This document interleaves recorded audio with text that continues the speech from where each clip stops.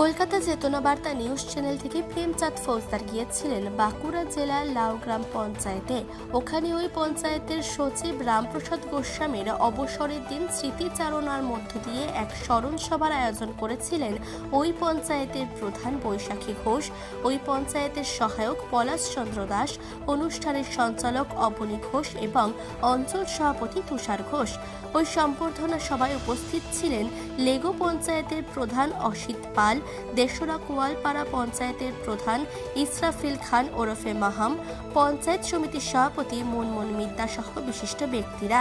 স্মৃতিচারণার মধ্য দিয়ে ওই সম্বর্ধনা সভাতে পঞ্চায়েতের সমস্ত কর্মীরা যারা বিএলও ডিউটি করছিলেন তারা, এসএইচজি মহিলা কর্মীরা রামপ্রসাদ গোস্বামী চেতনা বার্তার সাংবাদিক প্রেমচাঁদ ফৌজদারকে তার কর্মজীবনের অভিজ্ঞতার কথা জানিয়েছেন। আজকের সভার মাননীয় সভাপতি মহাশয়, পঞ্চায়েত সমিতির সভাপতি মহাশয়, লাউগ্রাম গ্রাম পঞ্চায়েতের মাননীয় উপপ্রধান সাহেব, সমস্ত সদস্য ও সদস্যবৃন্দ, সঞ্চালক সঞ্চালিকা বৃন্দ, লেগো গ্রাম পঞ্চায়েতের প্রধান, আমার কাছের মানুষ অসিতা এবং দেশরা কোয়ালপাড়া গ্রাম পঞ্চায়েতের মাহাম ভাই,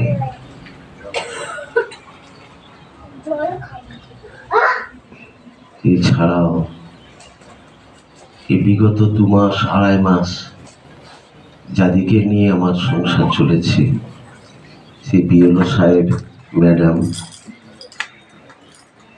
আমার ভিআরভি ভিসিটি টিম যারা আছেন, সেই সব সদস্য গোষ্ঠীর যারা আজকে এসেছেন, আমাদের স্বয়ম্বর গোষ্ঠী, আমার জায়গায় ইলেকশনে যিনি এসেছেন, আমার ছোট্ট ভগ্নী প্রতিম পারমিতা আজকে এসেছে। ওকে আমি এমনি তুই তাকারি করছি আর কি, আমার মেয়ের মতো তো প্রথম দিনেই সেরকম করে নিয়েছি। তার সঙ্গে আমার সহকর্মী বৃন্দ, আমার স্নেহের পলাশ, পলু, বিলু, বাসু, আমার ভাগ্যদা, জীবনদা, আমাদের সবচেয়ে বয়স্ক শ্রীকান্তদা, বাকি যারা আছে, অসীমদা, বিএসকে স্টাফ যারা আছেন, আমার ধরনী ডাক্তারবাবু এবং তার সহকর্মী,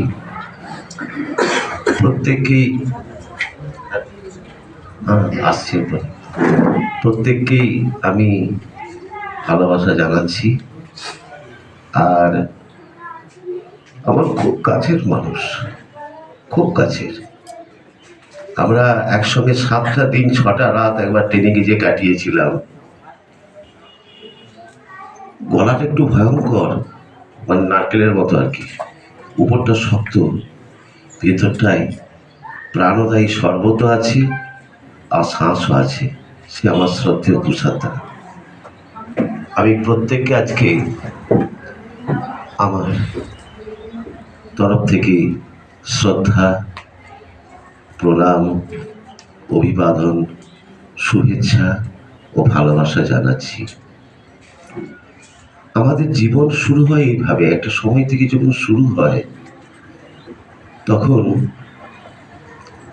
একটা দায়িত্ববোধ পড়ে যায়। আমার ছোট মেয়ে আমাকে বলতো, যেটা লয়ার করছে আর কি, বাবা তুমি ভালো নও। কেন মা? না, আমরা বাড়ি আসি তোমাকে দেখতে পাই না।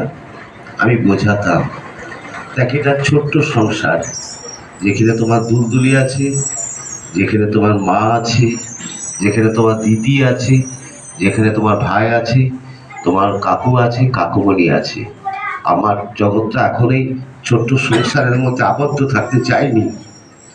আমার জন্য আরো বৃহৎ সংসার অপেক্ষা করছি। আমার যখন সময় সেখানে শেষ হবে, আবার আমি তোমাদের কাছে ফিরে আসবো। এতদিন এই বৃহৎ সংসারকে সবাইকে নিয়ে চলার চেষ্টা করেছি, সবাইকে সবসময় যে সন্তুষ্ট করতে পেরেছি। মানুষ তো, দেবতা তো নয়। I had gone begging from door to door in the village path when the golden chariot appeared in the distance like a gorgeous dream. আমি ভিক্ষা করে ফিরিতেছিলাম গ্রামের পথে পথে, কাউকে পাইনি। তুমি তখন চলেছিলে তোমার স্বর্ণরথে। স্বর্ণরথে আসার মতো কাউকে পাওয়া যায়নি। আপনাদিকে নিয়ে, আপনাদের মতো মানুষদিকে নিয়ে এই পঞ্চায়েতকে আজকে এই অবস্থায় আনতে পারা গেছে, এটা আমার জীবনে বড় পাওয়া। তোমাদের কাছে এসেছিলাম, তোমাদের ভালো বেসেছিলাম। তোমার মাননীয় অতিথিবৃন্দ, শ্রদ্ধেয় সহকর্মী এবং প্রিয় আমার পরিবার পরিজন, আমার মা এবং ভাইকে, আজকের মুহূর্তটি আমাদের জন্য বিশেষ গর্বের এবং আবেগের এবং কৃতজ্ঞতার। আজ আমি একজন কন্যা হিসেবে কথা বলছি, যার বাবার কর্মজীবন গৌরবময় অধ্যায় আজকে সমাপ্ত হলো। আমার বাবা, আমি ছোটবেলা থেকেই দেখেছি নীরবে দায়িত্ব পালন করতে, ক্লান্তি গোপন করে পরিবারকে সময় দিতে, কর্মক্ষেত্রে সততা ও নিষ্ঠাকে জীবনের মূল মন্ত্র করে রাখতে। আপনি শুধু একজন কর্মী নন, আপনি ছিলেন একজন আদর্শ সহকর্মী, একজন বিশ্বস্ত দায়িত্ববান মানুষ। আপনার কর্মজীবনের সাফল্যের পিছনে শুধু আপনার পরিশ্রমই নয়, আপনার মূল্যবোধ, শৃঙ্খলা, সততা, নিয়মানুবর্তিতা এবং মানবিকতা, এই গুণগুলি আপনাকে আলাদা করেছেন। আমি একজন বাবা হিসেবে শিখিয়েছেন আপনি কাজ আপনার কাছে কত বড়। সাফল্যের চেয়ে চরিত্র গুরুত্বপূর্ণ, আর দায়িত্ব মানে বোঝা নয়, বরং সম্মানের। আমার বাবা এই দীর্ঘ কর্মজীবনের জন্য আমি প্রচন্ড পরিমাণে গর্বিত অনুভব করছি একজন তার কন্যা হিসেবে। আমি অনেক কিছু শিখেছি আমার বাবার কাছ থেকে, কিভাবে দায়িত্ব পালন করতে হয়, কিভাবে নীরবে সমস্ত কিছু দায়িত্বকে নিজের কাঁধে নিতে হয়, এবং তার দেখানো চলানো পথেই আমরা বড় হচ্ছি। আপনারাও আমাদেরকে আশীর্বাদ করবেন, আমরাও যেন জীবনে অনেক বাবার মতন যেন হতে পারি। আর আমার বাবাকে নিয়ে আমরা প্রচন্ড গর্ববোধ করি, আর আমার মাকে নিয়েও তাই। ধন্যবাদ সবাইকে। এলাকার পঞ্চায়েতের রাস্তাঘাট বলতে গেলে একদম বাঁকুড়া জেলার প্রত্যন্ত প্রান্তে এই গ্রাম পঞ্চায়েত। প্রচুর রাস্তা এখানে অব্যবহারযোগ্য ছিল। বিগত 3.5 বছরে চেষ্টা করেছি মানুষের পাশে থেকে, তাদের যাতায়াতের সুবিধার জন্য, যাতে স্কুলের ছেলেমেয়েরা স্কুলে যেতে পারে, অসুস্থ রোগীদের যাতে তাড়াতাড়ি কাছাকাছি হসপিটালে নিয়ে যাওয়া যায়, সেই জায়গাগুলো আমরা চিহ্নিতকরণ করে চেষ্টা করেছি। এবং সেই সঙ্গে আমাদের শ্রদ্ধেয় বিডিও সাহেব, আমাদের সভাপতি ম্যাডাম, কুতুবপুর পঞ্চায়েত সমিতির যারা আমাদের এখানে আছেন পঞ্চায়েত সমিতির মেম্বার, আমাদের প্রধান ম্যাডাম, আমাদের উপপ্রধান সাহেব, আমাদের সঞ্চালিকা ম্যাডাম বা সাহেব, এবং সেই সঙ্গে আমার পঞ্চায়েতের যারা সদস্য ছিলেন, প্রতিনিয়ত আমার পাশে থেকে এলাকার মানুষের স্বার্থে, এলাকার মানুষের জন্য ওই রাস্তাঘাট নির্মাণের ক্ষেত্রে একদম দুরন্ত গতিতে যাতে মানুষ এই কাজগুলো পেতে পারে, এই সুবিধাগুলো পঞ্চায়েতের মাধ্যমে পেতে পারে, এই সাহায্যগুলো পঞ্চায়েতের মাধ্যমে পেতে পারে, সেই বিষয়ে সর্বতভাবে সব সময় চেষ্টা করে গেছেন। আমি আজকের দিনে আমার রিটায়ার, আজকের দিনে চেষ্টা করব যাতে আগামী দিনেও এই মেম্বাররা এইভাবেই কাজ করে যান। এইটুকু ওনাদের প্রতি আমার কৃতজ্ঞতা জানাচ্ছি, এবং আগামী দিনেও সুন্দরভাবে যেন তারা এগিয়ে যেতে পারেন, এই পঞ্চায়েতকে পরিচালনা করতে পারেন, মানুষের পাশে থাকতে পারেন। কারণ আমার উপলব্ধি, মানুষ বড় কাঁদছে, মানুষ বড় অসহায়, মানুষের পাশে মানুষকেই দাঁড়াতে হবে। মানে মানুষ আর মানুষ কো এক্সিস্টিং ফিগার, সহাবস্থানের মাধ্যমেই লাউগ্রাম গ্রাম পঞ্চায়েতকে আরও অনেক দূর এগিয়ে নিয়ে যাবে, এইটুকু আশা রাখছি। আপনি এখানে যতদিন কাজ করছেন তার মধ্যে আপনার অভিজ্ঞতা কি হয়েছে? আমার অভিজ্ঞতা যেটা হয়েছে যে আমি খুব মনের মতো আমার মেম্বারদিকে পেয়েছিলাম, মনের মতো প্রধান ম্যাডাম পেয়েছিলাম, মনের মতো উপপ্রধান সাহেব পেয়েছিলাম।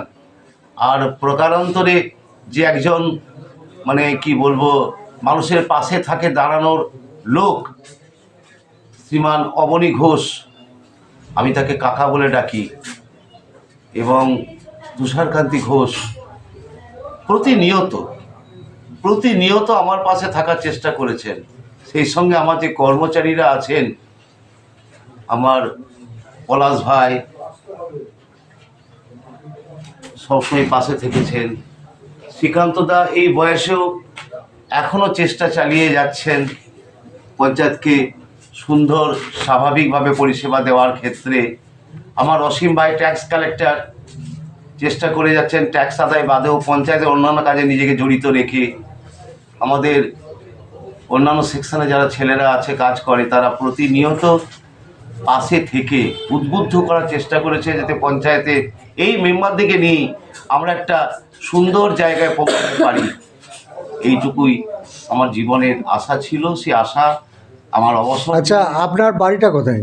আমার বাড়ি হচ্ছে হুগলি জেলার কয়াপাট, গোঘাট ব্লক, কয়াপাট বদনগঞ্জ গ্রাম, রামপ্রসাদ গোস্বামী আমার বাড়ি। আচ্ছা, পঞ্চায়েতমুখী গ্রামের মানুষ হচ্ছে? অবশ্যই পঞ্চায়েতমুখী মানুষকে আনতে পেরেছি, যে পঞ্চায়েতের একদম তৃণমূল স্তরে সমস্ত পরিষেবা যে পঞ্চায়েত দিতে পারে সেটা মানুষ আজকে বুঝতে পেরেছে। কারণ আমি পঞ্চায়েতের মেম্বারদেরকে উদ্বুদ্ধ করতে পেরেছি, তার দুটো চোখ তাদের দিকে এলাকার মানুষের হাজার হাজার চোখ তাকিয়ে আছে। আপনারা মানুষের পাশে থাকুন, ওই চোখগুলো আপনাদেরকে লক্ষ্য রেখে বুঝতে পারবে কতটা আপনি তাদের পাশে আছেন। মেম্বারদিকে আমি এটা বোঝাতে পেরেছি, ওই জন্য মেম্বার মানুষের পাশে থেকে মানুষের সাথে প্রতিনিয়ত তারা কাজ করে যাচ্ছেন, আগামী দিনেও তারা কাজ করবেন, এইটুকু আমি আশা রাখছি। এই পঞ্চায়েতে কত হাজার মানুষের সাথে আপনার যোগাযোগ হয়েছে? এই পঞ্চায়েতে মানুষের সঙ্গে যোগাযোগ হয়েছে বলতে প্র্যাকটিক্যালি যেটা আমি 3টে পঞ্চায়েতের চার্জে ছিলাম, শিহর, লাউগ্রাম, মির্জাপুর। তো এরই মাঝখানে লাউগ্রামের প্রতি একটা আলাদা আমার মায়া বলুন বা চাকরি সূত্রে দায়বদ্ধতা বলুন, এই ক্ষেত্রকে অবলম্বন করে প্রতিটি সময় যাবার পথে কি, অফিস আসার পথে কি, অফিস থেকে যাবার পথে কি, মানুষ কেমন আছে, যদি কারোর সঙ্গে রাস্তায় দেখা হয় কেমন আছে এইটুকু জিজ্ঞাসা করে গেছি। যদি কোনো অসুবিধা হয় উপযুক্ত সাজেশন তাদেরকে দেওয়ার চেষ্টা করেছি।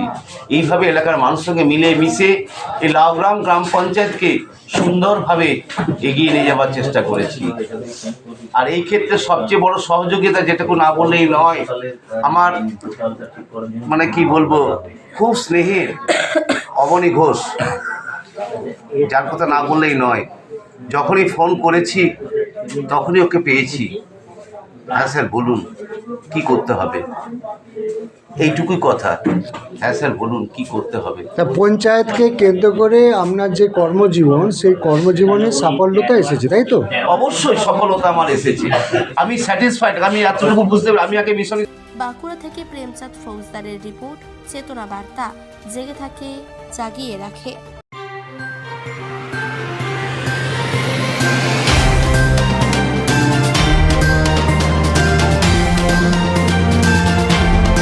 চেতনা বার্তা, জেগে থাকে জাগিয়ে রাখে।